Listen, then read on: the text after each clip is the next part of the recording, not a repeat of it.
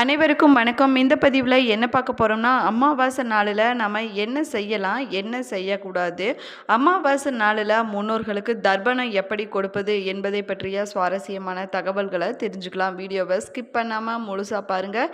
இன்னும் சேனலை சப்ஸ்கிரைப் பண்ணலன்னா சப்ஸ்கிரைப் பண்ணிக்கோங்க. கூடவே இருக்கிற பெல் ஐக்கானையும் கிளிக் பண்ணிக்கோங்க. வாங்க வீடியோக்குள்ளே போகலாம்.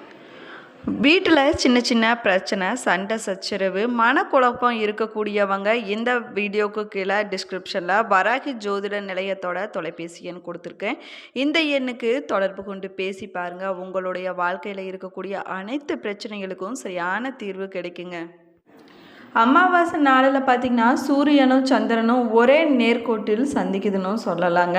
அன்றைய நாளில் இந்த 2 கிரகங்களுமே ஒரே ராசியில் சஞ்சரிக்குமா. அந்த நேரத்தில் 2 ராசிகளின் ஆகர்ஷண சக்தியும் மிக அதிகமாக வெளிப்படணும்னு சொல்லலாங்க. இதனால் மனிதனோட மூளையில் துரிதமான மாற்றங்கள் அதிகமாக வருவதற்கான வாய்ப்புகள் இருக்குதுங்க.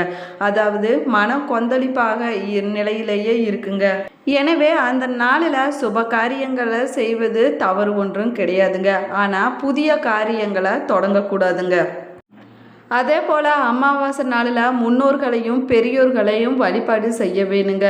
இறந்த முன்னோர்களுக்கு நம்ம தர்ப்பணம் கொடுப்பதன் மூலமாக நம்ம பித்ரு சாபத்திலிருந்து விடுபட முடியுங்க. அமாவாசை நாளில் குலதெய்வ வழிபாடு செய்வதற்கு ஏற்ற நாளாகவும் சொல்லலாங்க. அன்றைய நாளில் அம்மன் வழிபாடு செய்வது சிறப்பான பலன்களை கொடுக்கணும்னு சொல்லலாங்க. அமாவாசை நாளில் நம்ம என்ன செய்யக்கூடாதுன்னு பார்த்தோம்னா, வீட்டு வாசலில் முக்கியமாக கோலம் போடக்கூடாதுங்க. ஏன் அப்படின்னா, நம்முடைய முன்னோர்கள் பூமிக்கு வருவதாக ஐதீகமே இருக்குதுங்க. அமாவாசை நாளில் இறந்து போன நம்முடைய முன்னோர்கள் வீட்டிற்கு வருவதாகவும் சொல்லலாங்க. அது ஏன் அப்படின்னு சில பேர் கேட்பாங்க. அவங்க வருவதால் தவறு ஒன்றும் இல்லைன்னு சொல்லுவாங்க. இறந்தவர்கள் இருப்பதனால அவர்கள் வரும்போது ஏற்படக்கூடிய ஒரு வித அதிர்வலைகள் பார்த்திங்கன்னா சில பிரச்சனைகளை ஏற்படுத்துவதற்கான வாய்ப்புகளும் இருப்பதாகவும் சொல்லப்படுதுங்க. அதே போல் அமாவாசை நாளில் மிக கடினமான வேலைகளையும் உடல் ரீதியான வேலைகள் எதையும் செய்யக்கூடாதுங்க. அப்படி செய்யும் பொழுது தவறி அடிபட்டுருச்சுன்னா இரத்த காயம் ஏற்படுவதற்கான வாய்ப்புகளும் அதிகமாக இருக்குதுங்க. அடிபட்ட வீரியம் அதிகமாக இருக்குது என்பதால் சீக்கிரமாக அந்த புண் ஆறாதுன்னு சொல்லலாங்க. அமாவாசை நாளில் பதட்டமோ கோபமோ ஏற்படாமல் இருப்பதற்காக முடிந்த வரைக்கும் மௌன விரதத்தை கடைபிடிப்பது ரொம்பவே நல்லதாகுங்க. அமாவாசை நாளில் மௌன விரதம் இருப்பது மிகவும் சிறப்பான பலன்களை கொடுக்கணும்னு சொல்லலாங்க. உங்களை நீங்களே உணர்வதற்கான விரதமாகவும் மௌன விரதம் இருக்குதுன்னு சொல்லலாங்க. அதனால் அன்றைய நாளில் உங்களால் முடிந்த அளவுக்கு தான தர்மம் கொடுப்பது ஐஸ்வர்யத்தை கொடுக்கணும்னு சொல்லலாங்க. அது மட்டும் இல்லாமல் தேவையற்ற முடிவுகளை அமாவாசை நாளில் எடுப்பதை தவிர்த்து கொள்வது ரொம்பவே நல்லதாகுங்க. தானத்திலையும் தானம் சிறந்த தானம் அன்னதானம்னு சொல்லுவாங்க. அமாவாசை நாளில் உங்களால் முடிந்த வரைக்குமே ஏழை எளியோர்களுக்கு ஒரு 3 பேர் இல்லைன்னா ஒரு 5 பேருக்காவது அன்னதானம் கொடுப்பது உங்களுக்கு பல மடங்கு புண்ணியத்தை கொடுக்கணும்னு சொல்லலாங்க. அமாவாசை நாளில் மற்ற ஜீவராசிகளான பசு, காகம், நாய், பூனை மற்றும் இதர உயிரினங்களுக்கும் கூட அன்னதானம் கொடுக்கலாங்க. அப்படி அன்னதானம் கொடுப்பதனால பித்ரு தோஷத்திலிருந்து விடுபட முடியும்னு சொல்லலாங்க. அதே போல் அமாவாசை நாளில் நம்ம கொடுக்கக்கூடிய முன்னோர்களுக்கு தர்ப்பணம் மற்றும் அன்னதானம் ஆகியவற்றை நம்முடைய குலதெய்வம் இருக்கக்கூடிய இடத்துல கொடுப்பது சிறப்பான பலன்களை கொடுக்குங்க. முடியாதவங்க தங்களுடைய இஷ்ட தெய்வம் இருக்கக்கூடிய இடத்துல கூட இதை செய்யலாங்க. அதுவும் முடியாதவங்க வீட்டிலேயே செய்யலாங்க. அதே போல் அமாவாசை நாளில் பார்த்திங்கன்னா தலைக்கு எண்ணெய் வைக்கக்கூடாதுங்க. அது மட்டும் இல்லாமல் புண்ணிய தலங்களில் கடலில் நீராடலாங்க அல்லது நதியில் நீராடுவது ரொம்பவே நல்லதாகுங்க. அமாவாசை நாளில் காலை நேரத்தில் சூரிய உதயத்தின் போது கடலில் எடுக்கப்பட்ட நீரை வீட்டிற்கு கொண்டு வந்து தீர்த்தமாக தெளித்தோம்னா வீட்டில் இருக்கக்கூடிய தோஷங்கள் அனைத்துமே விலகிவிடணும் சொல்லலாங்க. அது மட்டும் இல்லாமல் எதிர்மறையான ஆற்றல்கள் வெளியேறிவிடணும் சொல்லலாங்க. உற்றார் உறவினர்கள் இல்லாத ஆவிகள் பார்த்திங்கன்னா மரம், செடி, கொடிகளில் அமாவாசை நாளில் மட்டும் தங்கி அவற்றின் சாரத்தை சாப்பிடுமா. அதனால் அமாவாசை நாளில் மட்டும் மரம், செடி, கொடிகளையோ காய்கறிகளையோ புல் பூண்டுகளையோ தொடக்கூடாதுங்க. அதை வெட்டவும் கூடாதுங்க. அதே போல் ஒவ்வொரு மாதமும் வரக்கூடிய அமாவாசை நாளில் அன்னதானம் கொடுக்க முடியாதவங்க தை, ஆடி, புரட்டாசி, வைகாசி ஆகிய அமாவாசை நாளில் அன்னதானம் கொடுப்பது ரொம்பவே நல்லதாகுங்க. வைகாசி மாதத்தில் வரக்கூடிய அமாவாசை ஜேஷ்டா அமாவாசை நாளுன்னு சொல்லப்படுதுங்க. இந்த நாள் பார்த்திங்கன்னா ஒரு முக்கியமான நாளாகவும் சொல்லலாங்க.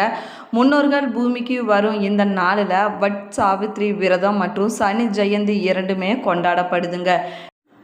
அமாவாசை என்பது முன்னோர்கள் வழிபாட்டிற்குரிய திதியாகவும் சொல்லலாங்க. ஒரு வருஷத்தில் வரக்கூடிய அமாவாசைகளில் ஆடி, தை மற்றும் மகாயாள அமாவாசைகள் மட்டும் இல்லாமல் வைகாசி மாதத்தில் வரக்கூடிய அமாவாசையும் மிகவும் முக்கியமானதாகவே சொல்லலாங்க. வைகாசி மாதத்தில் வரக்கூடிய அமாவாசைக்கு ஜேஷ்ட அமாவாசை என்று பெயராகுங்க. இந்த ஜேஷ்ட அமாவாசை நாளில் முன்னோர்கள் பூமிக்கு வருவதாகவும் சொல்லப்படுதுங்க. இந்த நாளில் பித்ரு பூஜை மற்றும் பித்ரு தோஷ சாந்தி செய்வது ரொம்பவே முக்கியமானதாகவும் சொல்லலாங்க. அன்றைய நாள் பார்த்திங்கன்னா சனி தேவரின் ஜெயந்தி. எனவே ஜேஷ்ட அமாவாசை நாளில் சனி பகவானுக்கு நல்லெண்ணெய், கருப்பியல் போன்றவற்றை கொடுப்பது ரொம்பவே நல்லதாகுங்க. அது மட்டும் இல்லாமல் சனி மந்திரத்தை உச்சரிப்பது ரொம்பவே முக்கியமாகுங்க. அன்றைய நாளில் அரச மரத்தோட வேருக்கு நீர் ஊற்றிவிட்டு அரச மரத்தடியில் விளக்கு ஏற்றுவது சிறப்பான பலன்களை கொடுக்குன்னு சொல்லலாங்க. வைகாசி அமாவாசை பார்த்திங்கன்னா மே 26 திங்கட்கிழமை அன்னைக்கு வருதுங்க. மே 26 காலை 11:31 மணிக்கு திதி தொடங்குதுங்க.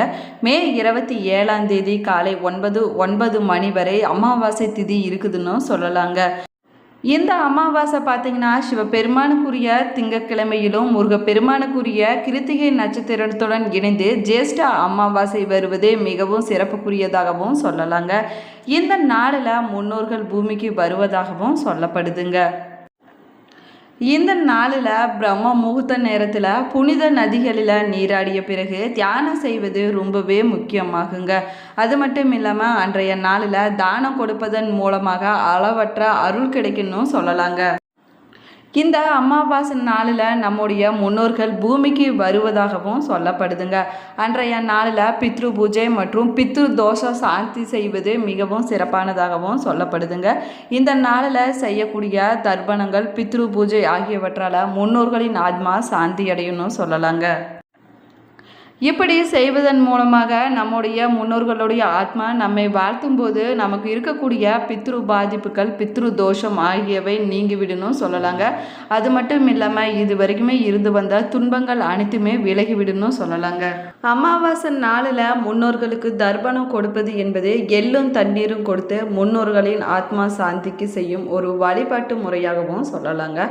அமாவாசை நாளில் இறந்து போன முன்னோர்களை திருப்திப்படுத்துவதற்காக அவர்கள் ஆத்மா சாந்தி அடைவதற்காகவும் தர்ப்பணம் கொடுக்கப்படுதுங்க. அமாவாசை நாளில் முன்னோர்களுக்கு தர்ப்பணம் கொடுக்கும்போது காலை நேரத்தில் எழுந்து குளித்துவிட்டு தெற்கு முகமாக நின்று இடது முழங்கால தரையில் ஊன்றி தர்ப்பணம் கொடுக்க வேணுங்க. அதற்கு பிறகு வலது கை ஆள்காட்டி விரலுக்கும் கட்டை விரலுக்கும் இடையில உள்ள பித்ரு பூம்பைய ரேகைகள் வழியாக நீரை வார்த்து தர்ப்பணம் கொடுக்க வேணுங்க. அமாவாசை நாளில் எள்ளும் தண்ணீரும் கொடுத்து முன்னோர்களுக்கு தர்ப்பணம் கொடுக்க வேணும். முன்னோர்கள் பெயர்களை சொல்லி தர்ப்பணம் கொடுப்பது ரொம்பவே நல்லதாகுங்க. அதற்கு பிறகு வீட்டில் விளக்கேற்றி வழிபாடு செய்யலாங்க. தர்ப்பணம் கொடுக்கும்போது ஆவகான மந்திரத்தை சொல்லி தர்ப்பணம் கொடுக்க வேணுங்க.